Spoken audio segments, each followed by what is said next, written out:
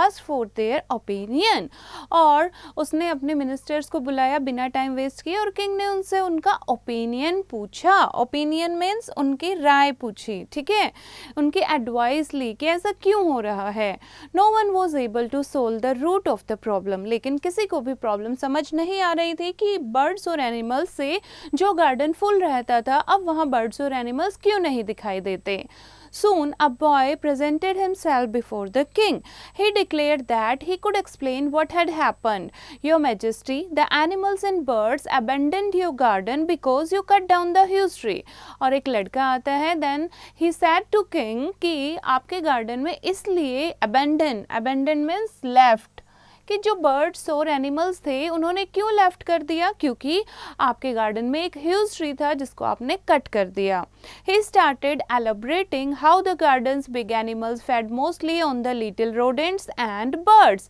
Elaborating means explaining. Rodent means like rat and the rabbits who live in a hole. Okay, so वो आगे explain करता है gardens के big animals के बारे में कि वो little rodents और birds को खाते थे तो इसीलिए वो यहाँ पर आते थे.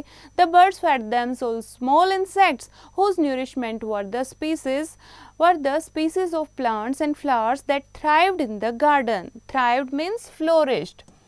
और जो छोटे इंसेक्ट हैं वो इसलिए आते थे, उन्हें बर्ड्स इसलिए आते थे क्योंकि उन्हें छोटे इंसेक्ट खाने को मिलते थे, उन्हें न्यूरिशमेंट मिलती थी प्लांट्स और फ्लावर्स से जो गार्डन में थ्राइव यानी कि फ्लोरिश थे. Now that the tree was no more, the animals had lost their shelter as well as their food.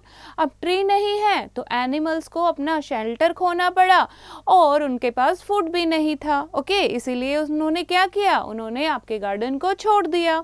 And can you tell me how you know all these things being so young? asked the king. तो king ने पूछा इतने छोटे होकर भी तुम्हें ये चीजें कैसे पता है.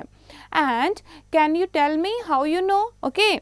Then the boy answered, I know this because now all the beautiful bees, birds and animals from your garden and residing in mine are residing in mine. क्योंकि जो भी ब्यूटीफुल बर्ड्स, बीज, एनिमल आपके गार्डन में थे अब वो मेरे गार्डन में आ गई हैं.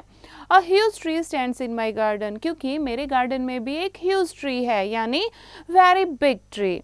It is thorned by insects and rodents which attract the birds and tiny plants grow in its shade providing food for other fauna. Fauna means wildlife. So अब उस tree में English Book 5 Chapter 2. Hello children, how are you? I hope you all are doing good. So today we are going to read a chapter which name is The Mountain and the Squirrel. And can you think of someone you know who has been judged based on their appearance, and how can you support and appreciate them for who they are? So बच्चे, कभी आपने ऐसे note किया है कि किसी को वो कैसा दिखता है, उसकी अपीयरेंस कैसी है, उसकी लुक कैसी है, उसके बिहाफ पर जज किया हो. बहुत बार ऐसा होता है ना कि आप इतने छोटे से हो, आप तो ये नहीं कर पाओगे, तो आप क्या करते हो, लुक से जज करते हो. एंड आप कैसे उसको सपोर्ट कर सकते हो, कैसे अप्रिशिएट कर सकते हो जो वो कर रहा है और जो वो कर सकते हैं और जैसे वो दिखते हैं. ठीक है, so this you have to discuss in the class. Okay, इसी से रिलेटेड एक पोएम है that is the mountain and the squirrel. So this is a disagreement between the mountain and the squirrel कि कौन बेस्ट है. तो squirrel एक mountain में एक जगह पर रहती है, ठीक है, तो अपनी जगह को लेकर वो क्या कर रही है, माउंटेन से बहस कर रही है. तो दोनों का क्या है, ये कम्युनिकेशन दिखाई गई है, डिसएग्रीमेंट दिखाया गया है. Okay, let's read the poem.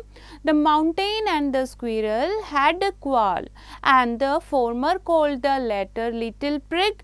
One replied, you are doubtless very big, but all sorts of things and weather must be taken in together to make